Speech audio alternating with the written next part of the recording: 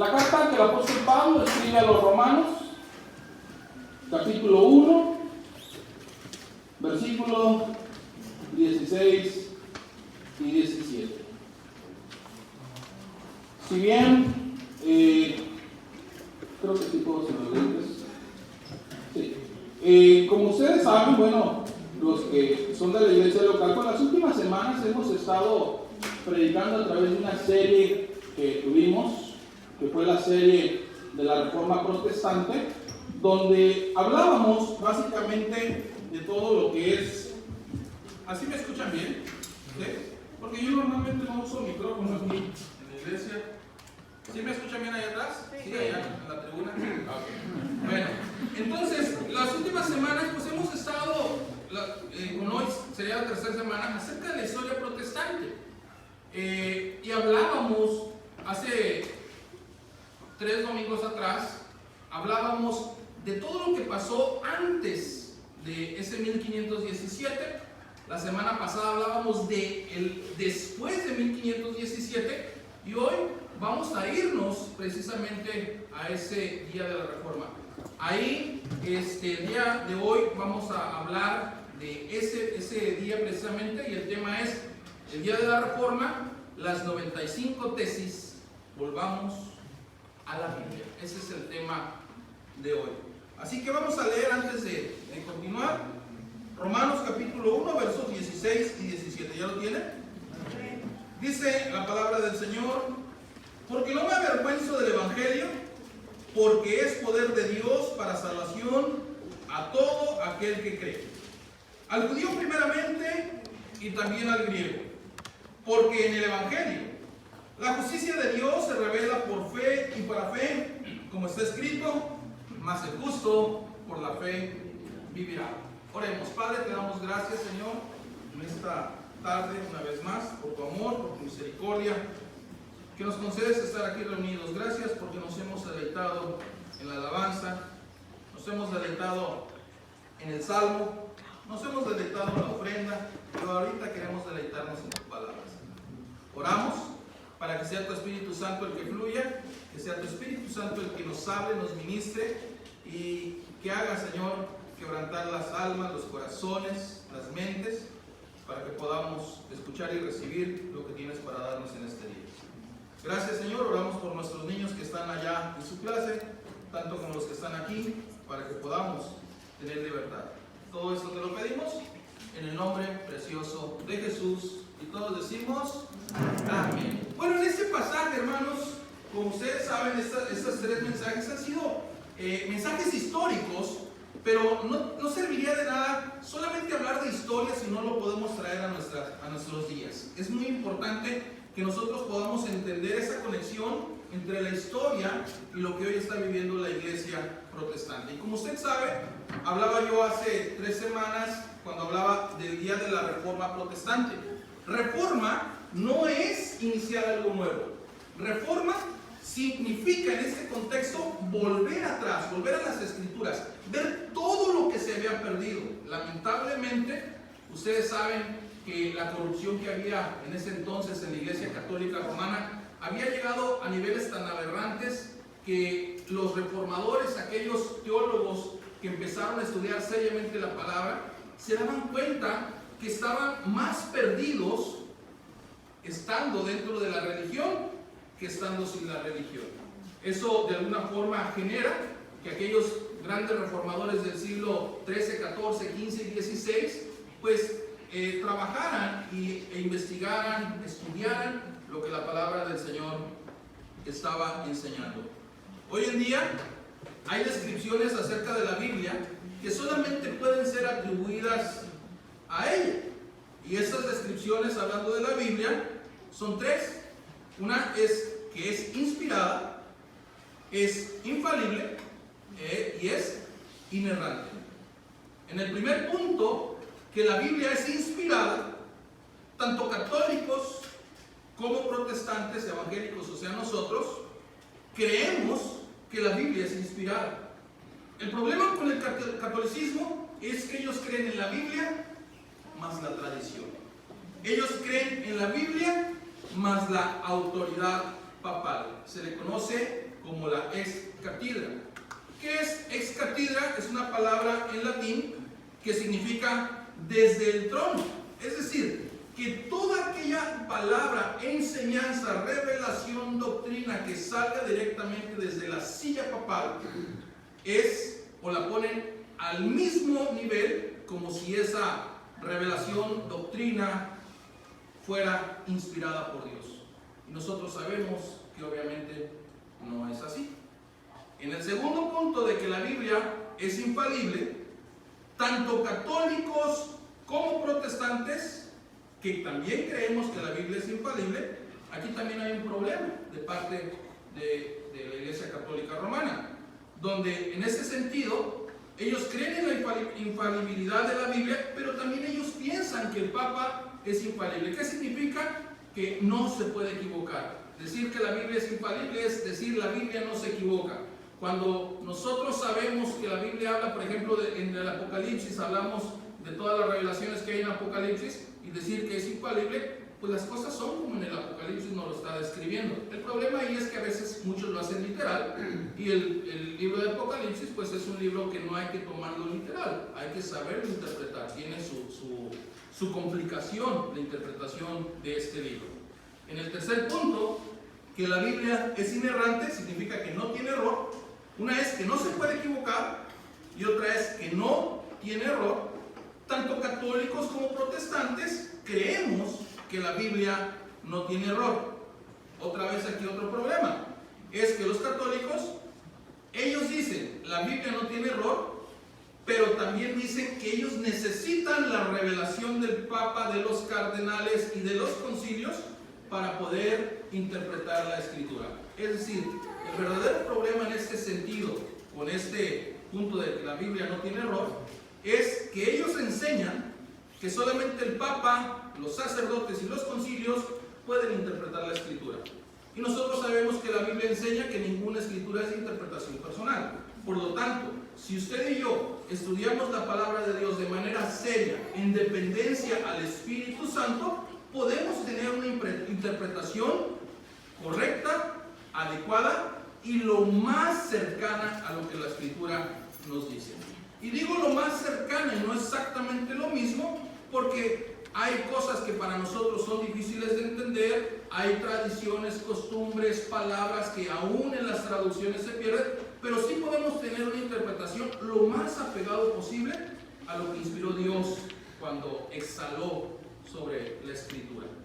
En este contexto, cuando la Reforma Protestante se produce en medio de un momento de mucha ignorancia acerca de la Escritura, en medio de mucho ocultismo, muchas prácticas que iban en contra de lo que la Biblia enseña. Y yo mencioné hace algún par de semanas que se produce en medio de una ignorancia porque aún los sacerdotes católicos en ese momento no eran personas tan preparadas como lo llega a ver después de la Reforma.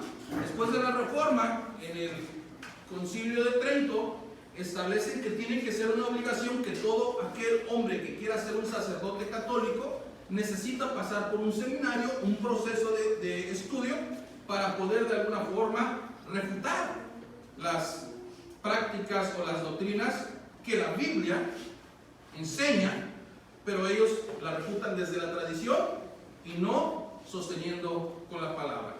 Después de que ellos se dan cuenta que no pueden refutar las verdades de la Biblia, es cuando ellos le agregan aquellos libros llamados como deuterocanónicos o los libros apócrifos, que no es lo mismo, pero a veces confundimos ese sentido. No voy a explicar ese punto porque no es la cuestión del tema, pero ellos agregan libros a la Biblia para poder sostener sus doctrinas equivocadas. Por ejemplo, las reliquias. ¿Qué son las reliquias? Donde ellos adoran los restos de las personas que han muerto, a los que ellos consideran, entre paréntesis, santos. No sé si recordará, tal vez no recuerda o no lo supo, pero hubo un momento donde aquí a México trajeron las llamadas reliquias del fallecido Papa Juan Pablo II, donde decían que habían traído unas reliquias, pero traían también sangre de Juan Pablo II. Y la gente adoraba estas cuestiones, hermanos, una perversión total, una depravación total. Es decir, la Iglesia Católica practicaba el adorar las reliquias. Si usted va a una catedral, va a la de Guadalajara, que es en la que me consta, porque yo he estado ahí, yo la toqué, y cuando fui católico, ¿verdad? Estuve ahí estoy hablando de hace 30 años, de mi ignorancia. Yo la toqué y yo nunca creí que pudiera hacerme un milagro eso, pero yo lo veía y lo practicaba, ¿verdad? El católico adora esas reliquias. Contra todo eso se opuso Martín Lutero, porque la Biblia está en contra de todo esto. Y Martín Lutero no estaba como tal en contra de las prácticas del catolicismo, sino que él se da cuenta que habían cosas que la Biblia no estaba enseñando. Y ese es el peligro del catolicismo que llega hasta nuestros días. ¿Qué sucede?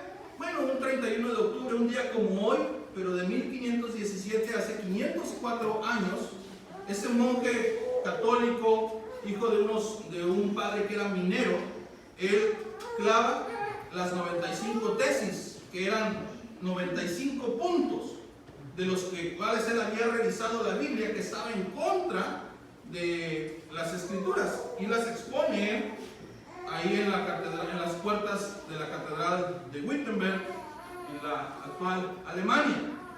En 1505, Martín Lutero entra a estudiar leyes a una universidad, ¿verdad? Y hubo una ocasión que él iba en un camino, iba en su caballo, y en ese camino de repente hay una tormenta, una tempestad muy grande, y él se cae del caballo y ella asustado. Dice la historia, cuenta Martín Lutero en su historia, que él en ese momento hace un juramento a Santa Ana. ¿Quién es Santa Ana? Santa Ana se le atribuye que es el santo patrono de los mineros. Y le hace un juramento. Y dice que si él los saca de esa tormenta, si los salva, entonces él se consagraría y sería un sacerdote católico. Suceden las cosas y él sale de ahí. 2 semanas después, él va ahí a una orden ahí con los, se me fue el nombre, con los agustinos.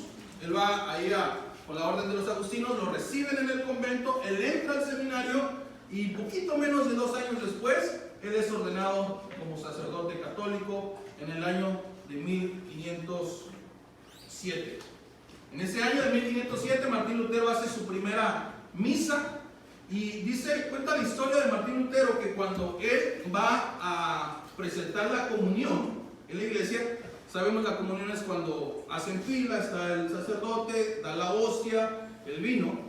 Dice que cuando él tuvo tanto la hostia como el vino en sus manos, dice que él tuvo gran temor y se quebrantó y ya no pudo continuar, porque él pensó nada más el hecho de tener el cuerpo de Cristo y la sangre de Cristo en sus manos, se llenó de pavor y ya no pudo continuar. Porque sabemos que la Iglesia Católica enseña la doctrina de la transustanciación, que hemos explicado en algún momento, donde es que el pan y el vino literalmente es el cuerpo y la sangre de Cristo.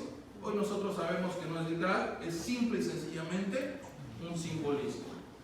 Sucede y llega en el año de 1509, donde Martín Lutero empieza a estudiar ya como sacerdote católico, entra a estudiar una licenciatura en Biblia, teología. Posteriormente, en 1510, Martín Lutero visita por primera vez allá Roma, y dice que cuando Martín Lutero se para a la entrada de Roma, Roma se alcanzaba a ver a lo lejos que él se para, dice que cuando Martín Lutero llega ahí, él expresa las palabras salve Roma. La palabra salve significa salud o bien favorecida, es como una bendición, como decir que es lo máximo, y eso es lo que Martín Lutero expresa. Cuenta en la historia que Martín Lutero, cuando llega a Roma, él piensa que va a ver literalmente como una ciudad celestial. O sea, que Roma era una ciudad celestial. Él piensa que era como la Nueva Jerusalén. Y eso era la idea de Martín Lutero. Cuando llega Martín Lutero ahí, resulta que se da cuenta toda la corrupción que empieza a haber. Toda la corrupción que se está moviendo en ese momento ahí en Roma fue algo lamentable para él, porque él fue a Roma, pero también empezó a celebrar misas ahí en Roma y empezó a confesar personas. Y cuando escuchaba las confesiones, Martín Lutero se llenaba de terror de lo que estaba escuchando en esas confesiones por las malas prácticas del catolicismo romano. Y cuenta la historia que a Martín Lutero lo apuraban porque en lo que él celebraba una misa, otros sacerdotes se celebraban 3 o 4, porque sabemos que en cada misa se levantan las limosnas, le enseñan, y pues el tiempo es dinero, ¿verdad? Apúrate. Tú haces una misa, que ellos hicieron 3 o 4, tienes que apurarte porque se necesita dinero. Esas prácticas empiezan a incomodar a Martín Lutero en ese momento, y Martín Lutero se va de Roma devastado, triste de ver que donde él había puesto su fe estaba prácticamente corrompido. Martín Lutero estaba enfrentando todo eso en el año de 1510. 1512, después de que Martín Lutero no tenía paz en su interior de ver toda la corrupción, todo lo que estaba convertido a la iglesia, en 1512 él entra a estudiar un doctorado en teología.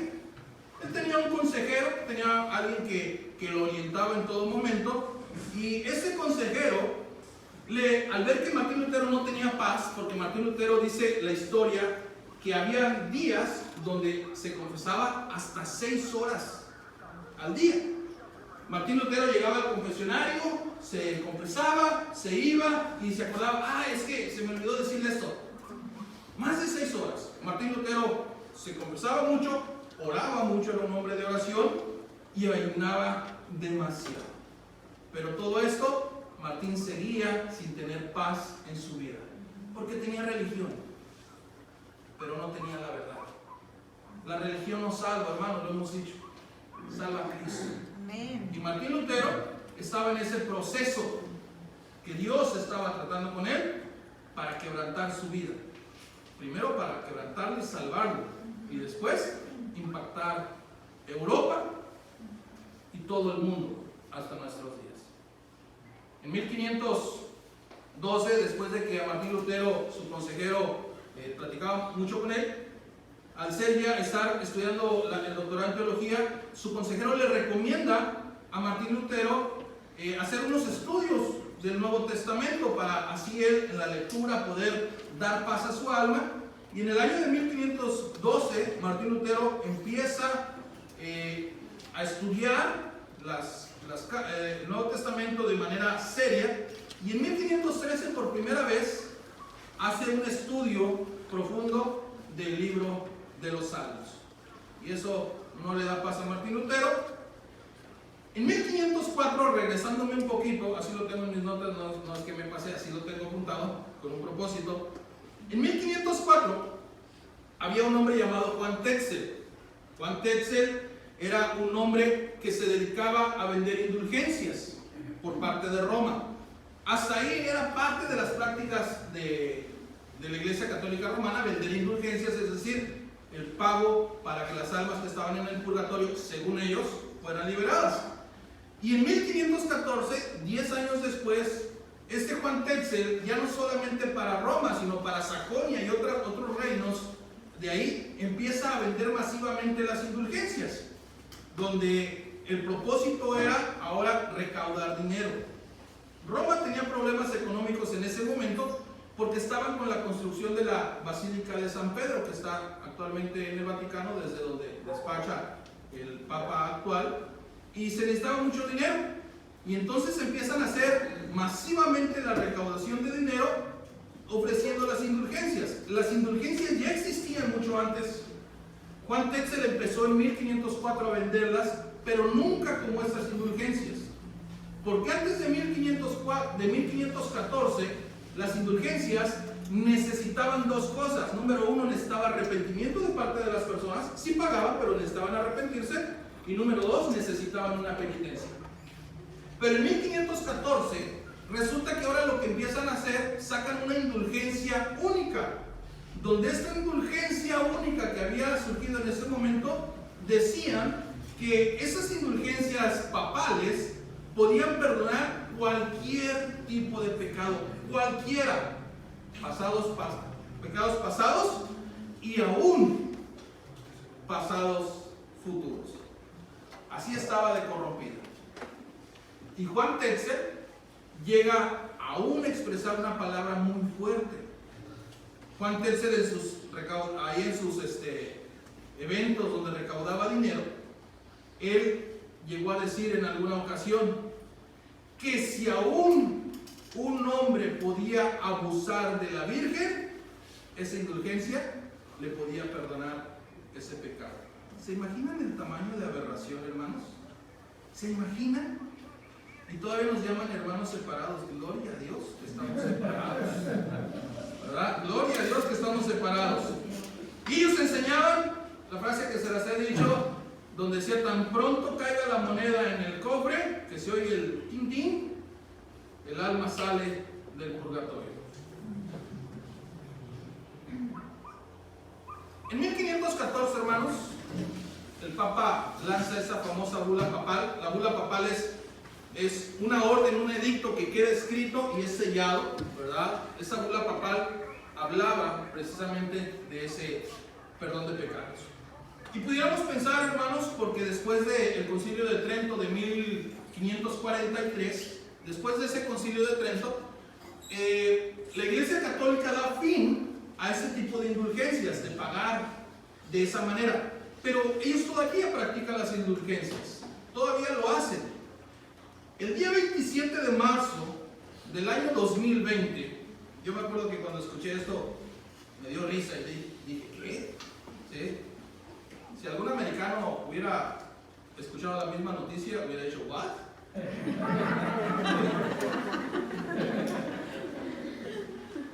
Había una noticia que sale en la televisión, donde el 27 de marzo del año 2020, el actual Papa Católico Francisco, él dice y ofrece algo que nunca antes en la historia, estuve leyendo, y nunca antes en la historia de la Iglesia Católica había sucedido, donde el Papa ofrece algo que se llamó indulgencia plenaria, donde simple y sencillamente en ese día, creo que era Semana Santa, no sé si jueves o viernes santo, cualquier persona en el mundo que en ese momento estuviera conectada viendo la transmisión de esa misa, iba a quedar perdonada de sus pecados. Hágame el favor, Señor, ven pronto. Ten misericordia, Padre.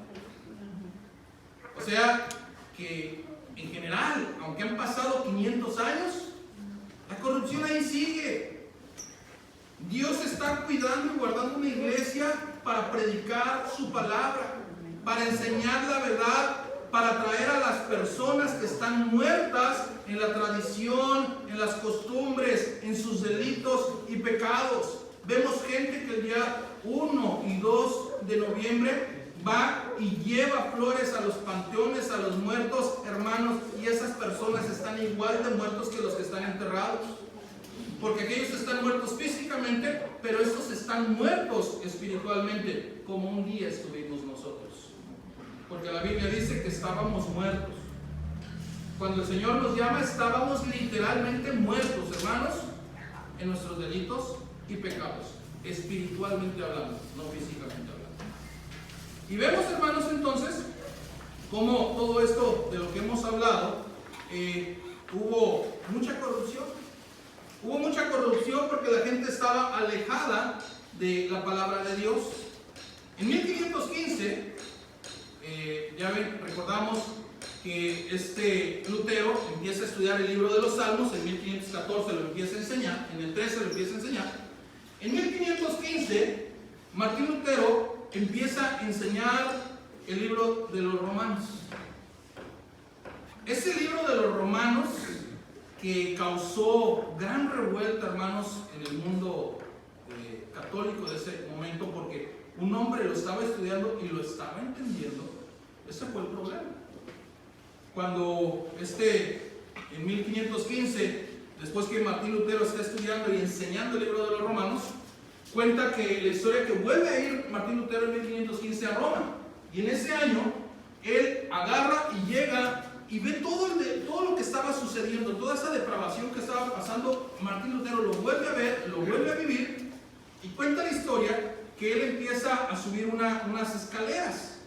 Esas escaleras allá en Roma son las que dicen que Jesús subió cuando fue a visitar, cuando tuvo que comparecer ante Poncio Pilatos.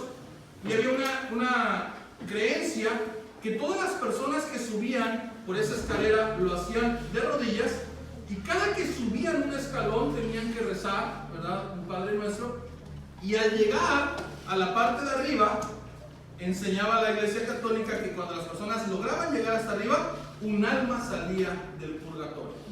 Y Martín Lutero dice la historia que él lamentaba que sus padres todavía estuvieran muertos, porque si estuvieran vivos, porque si uno de los dos hubiera estado muerto, entonces pudo haberle dedicado esos padres nuestros y ese sacrificio a uno de ellos.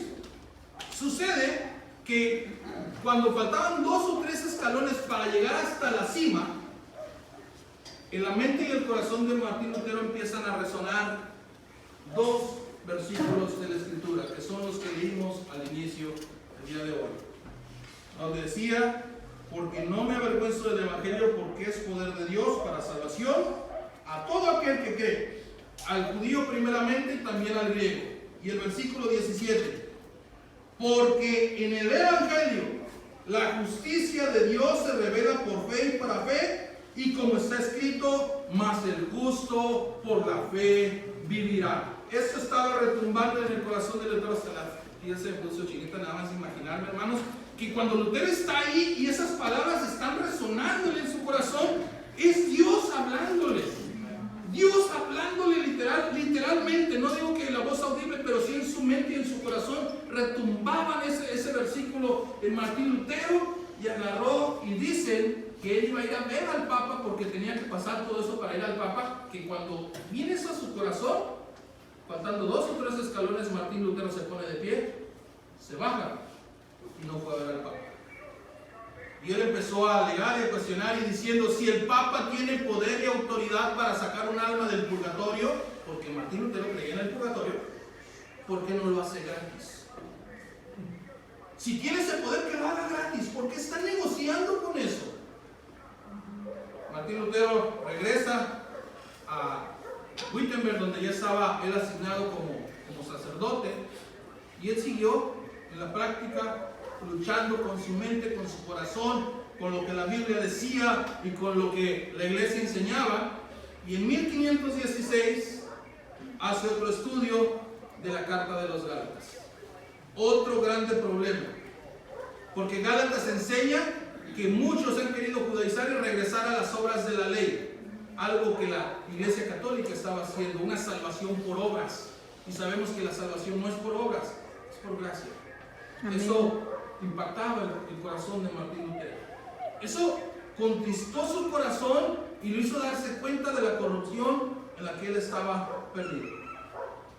El 31 de octubre de 1517, Martín Lutero ya había escrito o estaba escribiendo durante ese lapso las famosas 95 tesis, que en general no tendría ningún problema, porque una costumbre que había en ese momento, una práctica, es que cuando alguien de la Iglesia Católica, un sacerdote o alguien de la Iglesia Católica quería debatir sobre un tema, escribían de lo que querían debatir y lo clavaban o lo ponían en las puertas de la iglesia, y así llegaba esto a oídos de las personas con las que se podía debatir, y se debatía alguna doctrina, alguna creencia, alguna práctica.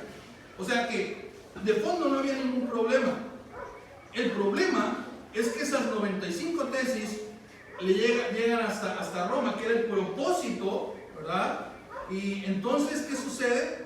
Que hay problema. Porque dentro de las tesis, de las 95 tesis, que son 95 puntos, las ideas principales o los puntos principales eran eso: no pagar por las indulgencias. Él estaba en contra de la construcción de la Basílica de San Pedro, y llegó a decir: si tanto deseo tiene el Papa de hacer una basílica, él tiene el dinero suficiente para poderlo pagar. ¿Por qué quiere que la gente lo esté pagando? Pasa el tiempo. En 1518, en octubre, hay un debate en un lugar llamado Heidelberg, donde Martín Lutero comparece frente a un cardenal allá en Augsburgo, y cuando Martín Lutero va a comparecer y va a debatir sobre esas 95 tesis, resulta que todos los que lo debatían pues no tenían el conocimiento de la escritura que Martín Lutero tenía y dieron por terminado. Y luego en julio de 1519 hay otro debate con un hombre llamado John Eck. Y John Eck, enfrente de Lutero, ¿por qué me perdí? John Eck, enfrente de Lutero, le debate, y Lutero en ese año de 1519 niega la autoridad suprema del Papa. Es decir, es la primera vez que Lutero niega que el Papa tenga autoridad suprema en la vida de la Iglesia. Niega que el Papa de Roma sea el vicario de Cristo. Los católicos dicen que el Papa es vicario de Cristo, y el vicario de Cristo es el Espíritu Santo. Vicario en su sentido más sencillo de entender, la palabra vicario significa enviado. Jesús, cuando ascendió a los cielos, dijo: no los dejaré huérfanos, voy a mandar al Consolador, el Espíritu Santo. Ese es el vicario de la iglesia, es aquel que tenemos nosotros para que interceda por nosotros. Bueno, es Jesús el que intercede a través de su Espíritu Santo en nuestros corazones, y es el Espíritu Santo que nos convence a nosotros de pecados, y es el que nos hace entender la enorme bendición que es el Evangelio para nosotros. En 1520, el 16 de junio, el Papa León X lanza otra bula papal, otra orden firmada y sellada, que esta bula papal es llamada Exsurge Domine. No hablo latín, por eso la pronunciación ahí se la estoy debiendo. Y esta bula llamada Exsurge Domine literalmente significa levántate, Señor. O sea, el Papa estaba dictando esa bula pidiendo a Dios que se levantara. No, qué bueno que no se levantó con él en ese momento. Se estaba levantando, se estaba moviendo. El Espíritu Santo estaba obrando en la vida de la iglesia, usando a Martín Lutero como instrumento en esa ocasión. Después de esto, le dan a Martín Lutero 60 días para que él se retractara, para que se arrepintiera de todo lo que había escrito. Y es convocado a presentarse, comparecer ante el Papa, cardenales, en el año de 1521. En enero de 1521, recientemente acababa de ser nombrado un rey, ¿verdad? Un emperador, Carlos V, no el de los chocolates. Y este Carlos V, que es un nuevo rey, un emperador, él propone mandar a llamar a Martín Lutero para debatir, ¿verdad?, sobre toda esa situación. Este Carlos V propone celebrar una reunión, un concilio, y es lo que hoy se conoce, o que se conoció en aquellos años como la Dieta de Worms. La Dieta de Worms fue un concilio donde mandan a llamar a comparecer a Lutero, y dice la historia que Martín Lutero se presentó ante 6 electores, 6 personas que podían votar si era culpable o era inocente. Se presentó ante 28 duques, 11 marqueses, 30 obispos, 200 príncipes y unas 5,000 personas más atestiguando ese evento. Y aquel monje humilde, sencillo, que amaba a Dios, que honraba a Dios, que su único interés era honrar a Dios, enfrentó a esos hombres. Y dicho sea de paso, hermanos, Martín Lutero, como mencioné la semana pasada, Martín Lutero no pretendía una nueva religión.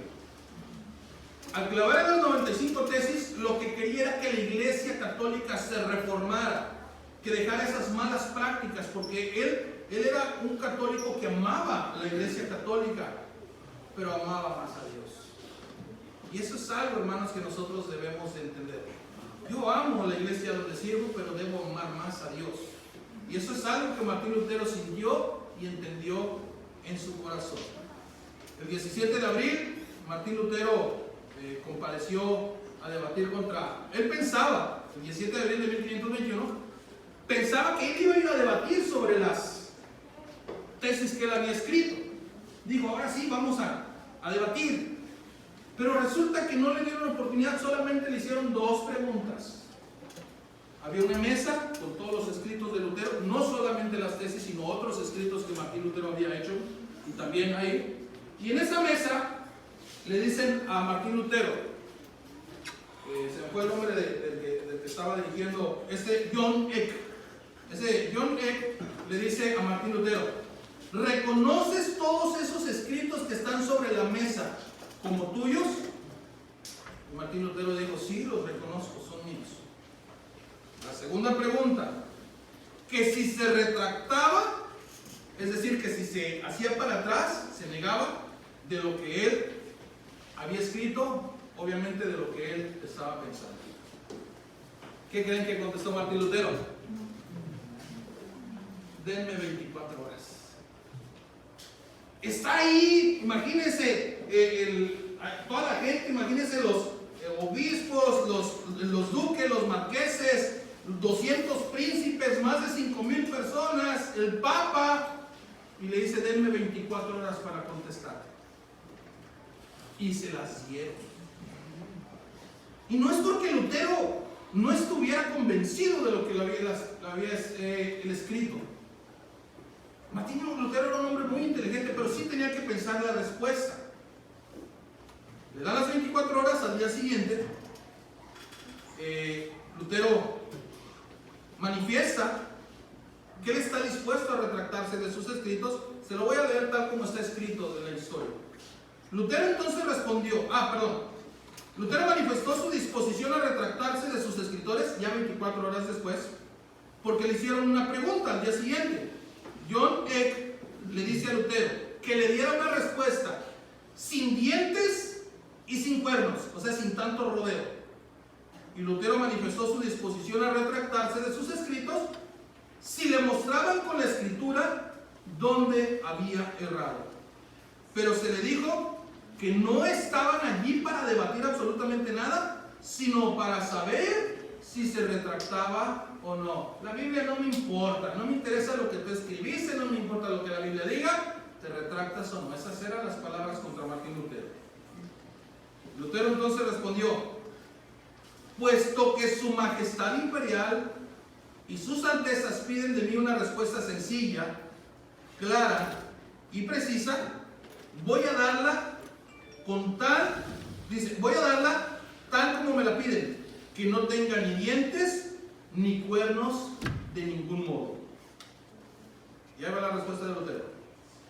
Si no se me convence a mí mediante testimonios de la Escritura y claros argumentos de la razón, porque no le creo ni al Papa ni a los concilios, ya que está demostrado que a menudo han errado, contradiciéndose a sí mismos por los textos de la Sagrada Escritura que he citado. Estoy sometido a mi conciencia y ligado a la palabra de Dios. Por eso no puedo ni quiero retractarme de nada, porque hacer algo en contra de la conciencia no es seguro ni saludable. Dios me ayude. Amén. Esas fueron las palabras de Martín Lutero. Yo no me puedo retractar de lo que aquí dice. Hermanos, podemos pensar: Lutero era un héroe. No, no fue un héroe, fue un instrumento de Dios. Pablo, Juan, Pedro y todos los apóstoles muchas veces estuvo en juego su fe. Le dijeron a Pedro y a Juan: ya no enseñen en este nombre. ¿Y qué dijeron ellos? ¿A quién obedezco? ¿A Dios o a los hombres? Fue la misma posición de Martín Lutero. Entonces, ¿qué sucede, hermanos? En el mes de mayo de ese 1521, el Papa León X lanza un edicto, y en ese momento Martín Lutero es declarado un hereje. Y empezaron a extender en toda Europa que nadie escuchara las enseñanzas de Martín Lutero. Empezaron a perseguir a Martín Lutero, lo querían matar, lo querían meter a la hoguera, así como se acostumbraba en en la llamada Santa Inquisición. Martín Lutero fue escondido por unos amigos de él, lo guardaron, lo protegieron. Más de un año Martín Lutero no salió a la calle, estuvo escondido o se movía de un lugar a otro oculto, traduciendo el Nuevo Testamento del latín, que era la que él tenía, traduciéndolo a el alemán. Todas estas herejías, hermanos, que se estaban moviendo, ¿qué creen? Se siguen moviendo hoy en día. Pudiéramos pensar, hermano, como una clase de historia está muy bien, pero no estamos en el instituto bíblico. Yo lo sé. Y ese es el problema. Que los cristianos no conocemos nuestra historia. Porque nuestra historia no viene de hace 500 años. Nuestra historia procede del pesebre. Pasó 33 años y medio por esta tierra. Finalizó en una cruz.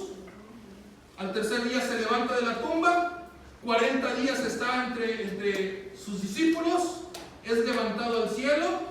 Y todas esas enseñanzas de Jesús se corrompieron a lo largo de 1500 años. La reforma protestante fue volver al pasado para avanzar hacia adelante.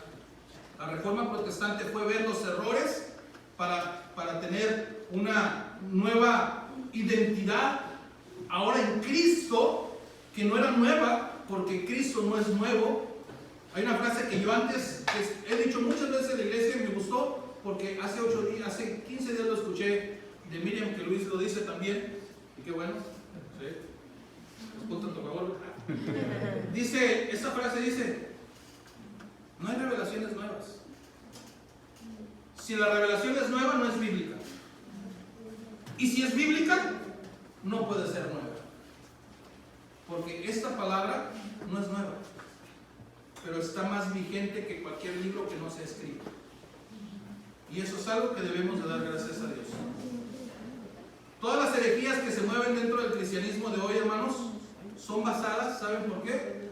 Porque no están cimentadas en los principios bíblicos. Por eso hay tantas distorsiones del Evangelio. Cuando Martín Lutero clava las 95 tesis, a partir de ahí surge un movimiento de empezar a darle forma a lo que Lutero había estado empezando a remover. De ahí, no con Lutero, sino posterior a Lutero, empiezan a estudiar sus doctrinas y ven que son bíblicas, y de ahí nacen o de ahí surgen las famosas 5 solas de la Reforma Protestante, donde la primera sola es sola Escritura.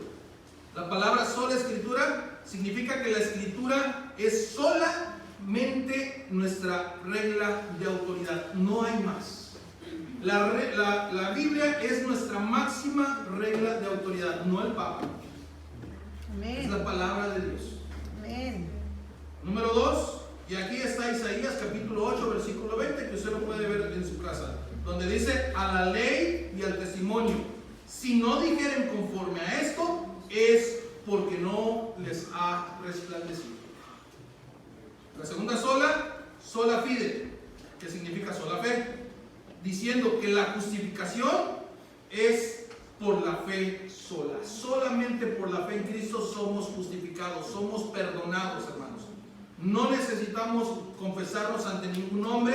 Nosotros debemos de venir ante el gran sumo sacerdote, que es nuestro Señor y Salvador Jesucristo. Amén. La tercera sola es sola gratia, que significa que la salvación es solo por gracia. Efesios capítulo 2, versículo 8 y 9 dice: porque por gracia son salvos por medio de la fe, y esto no de vosotros, pues es don de Dios. Cuarta sola, solus Christus, significa que solo Cristo es nuestro Salvador. No necesitamos ninguna mediadora, no necesitamos la intervención de los santos, no necesitamos ninguna reliquia, solamente Cristo. El que tiene a Cristo tiene todo, hermanos. Amén. Si no tenemos a Cristo, estamos vacíos. La quinta sola, soli Deo gloria.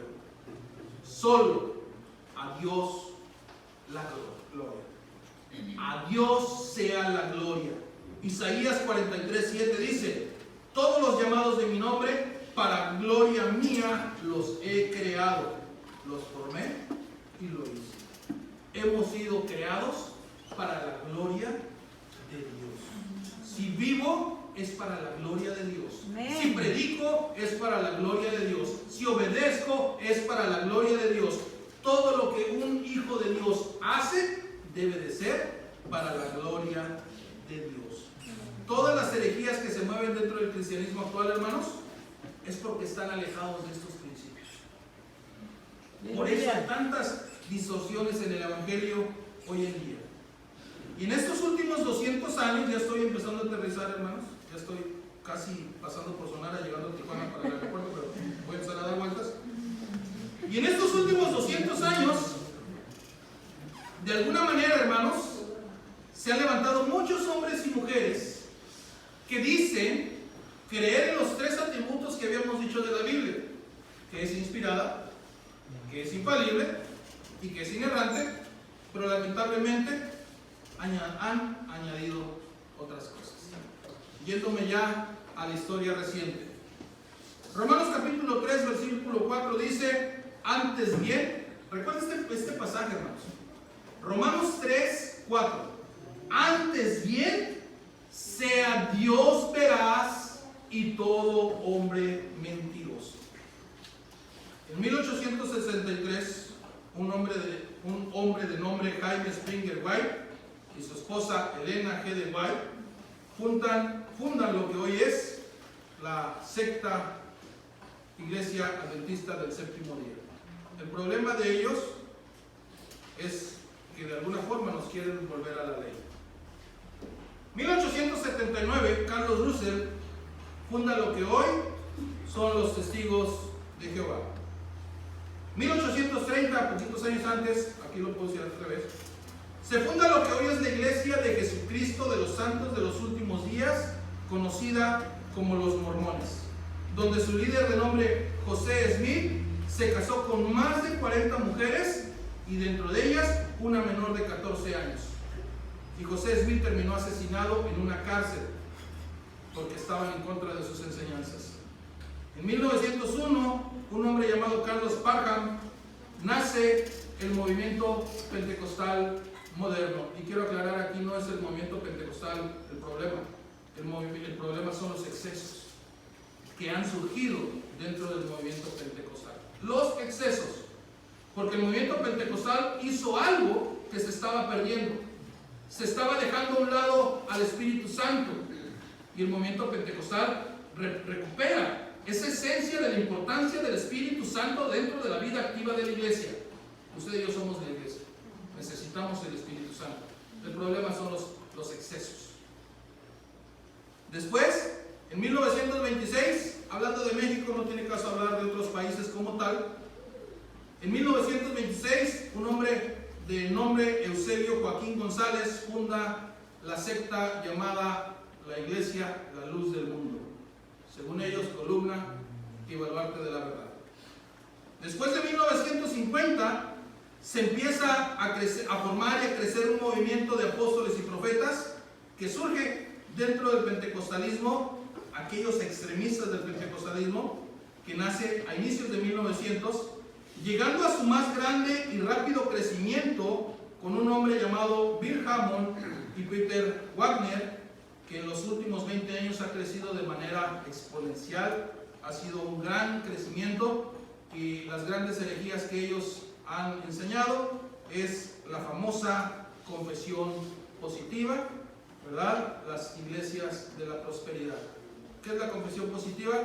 Si tú dices, yo declaro que voy a tener un carro, porque lo estoy declarando, no, si no es la voluntad de Dios, no. Todo eso es la voluntad de Dios. Yo creo en la sanidad divina, hermanos. Yo creo en orar a una persona y si es la voluntad de Dios, esta persona sane. Creo en eso. Pero yo no creo que la sanidad esté atada o sometida a un hombre cuando eso está sometido al Espíritu Santo. Esos son los excesos que han sido muy populares en nuestros días. Todos estos hombres y mujeres han tenido algo en común. ¿Sabe qué?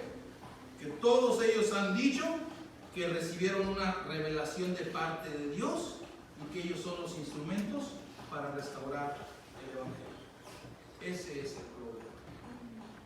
Sus más reconocidos exponentes, bueno, hice una lista, pero no se las voy a decir, o se las digo, hermanos. Muy entrados, ¿verdad? Ya andamos aquí. Ay, luego edito el video y lo corto porque mi esposa dice, te pueden demandar, ¿no? Ya, así que... Sus más reconocidos exponentes, hermanos: Carlos Cash Luna, Guillermo Maldonado, su exesposa Ana Maldonado, Dante Gebel, Rudy Gracia, Ronnie Chávez, Ana Méndez, bendito Dios con el que viene, Marcos Witt, Wanda Rollo, Joyce Meyer, Benny Hinn, Joel Austin, Danilo Montero, Yesenia Ten, el falso profeta Tiffy Joshua, entre tantos otros. Podrá decir, hermano, ¿quién es usted para juzgar? No estoy juzgando a la ligera. La Biblia no nos prohíbe juzgar, hermanos, no nos equivoquemos. Lo que la Biblia nos dice es que si yo voy a juzgar algo, debe de ser un juicio santo, honesto, poniendo la Escritura como filtro. Y si yo veo sus enseñanzas y veo sus predicaciones, están lejos de la Escritura. Aleluya. Están más cerca del infierno que del cielo los mensajes de estos falsos profetas. Y se me van muchos, pero ay, disculpe usted, luego le puedo pasar una lista más grande. Y como le voy a leer así como lo escribí. Y aquí no es que yo tenga algo contra ellos, pero sí es mi obligación alentarlos de estos lobos rapaces, porque mucha gente de ahí se están aprendiendo. La gente hoy no va a la Biblia, va a YouTube, va a Facebook, y su teología está basada en esos falsos predicadores. Aún la teología de muchos está basada en canciones que dicen que son cristianas, pero de cristianos no tienen nada. Y les pudiera dar una lista de grupos y todo, ¿verdad? No voy a hablar de Gilson ni nada de eso. Y aquí no es que yo tenga algo contra ellos, hermanos, pero sí es mi obligación alertarlos.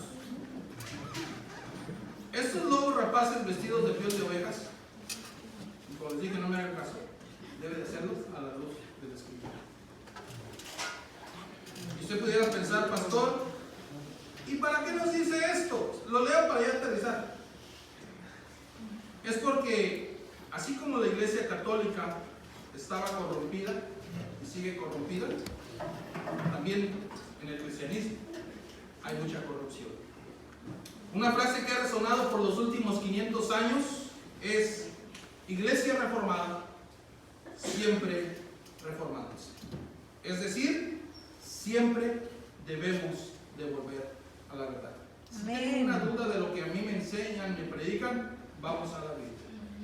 Si usted quiere juzgar lo que yo he hablado y predicado este día, que ha sido histórico, pero también me he sometido a la Escritura, vaya a la Biblia. Vamos a la Biblia y ahí en la Biblia sentémonos, debatámonos con la Escritura en la mano, ¿verdad? Y todo lo que nosotros hagamos, digamos, debe ser con la palabra de Dios. Una vez un pastor me dijo: si alguien está en contra de lo que estoy predicando, dígamelo con la Biblia. Y yo después le dije: con la Biblia, hermano, usted aquí dijo esto y no es así. Sí, pero la Biblia también dice esto. Sí, pero también dice esto, por esto, y a la luz de la Biblia. Y al final de cuentas, pues, según él, yo perdí la gracia porque como dejé de estar en su iglesia, digo, ya no estás bajo la cobertura de Dios, ¿verdad? Porque ya no estaba yo congregándome con él. Pero Dios tenga misericordia de quien ha de tener misericordia. Y con eso termino.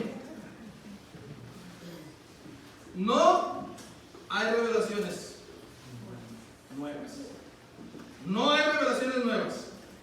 Hay iluminación de parte del Espíritu Santo para entender lo que está revelado en su palabra. Amén.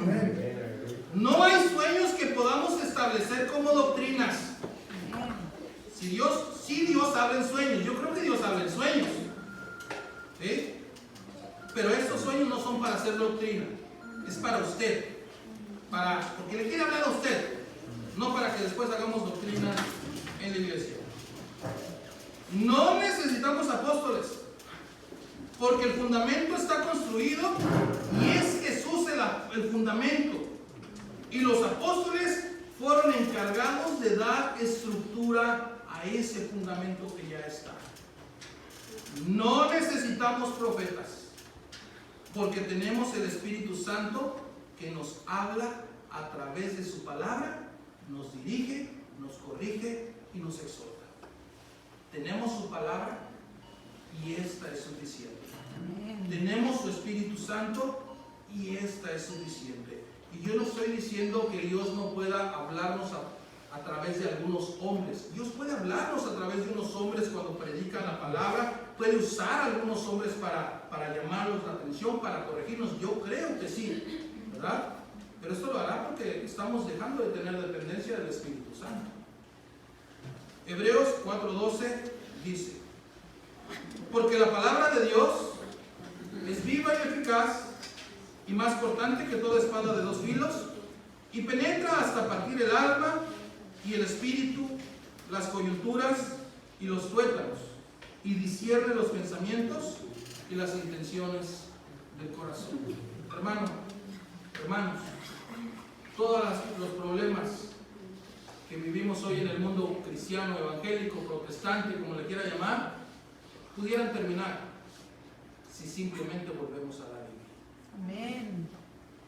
Todos estos problemas pueden acabar si aprendemos a depender del Espíritu Santo. Hay una frase que dice: ¿quieres que Dios te hable? Lee tu Biblia. ¿Quieres que te hable en voz alta? Léela en voz alta. Esta es la palabra que necesitamos. Esta palabra es la que puede transformar nuestra alma. Hay quienes dicen: yo creo en la suficiencia de las Escrituras. Pero si le añades tradición, le añades tantas cosas, entonces no crees en la suficiencia de las Escrituras.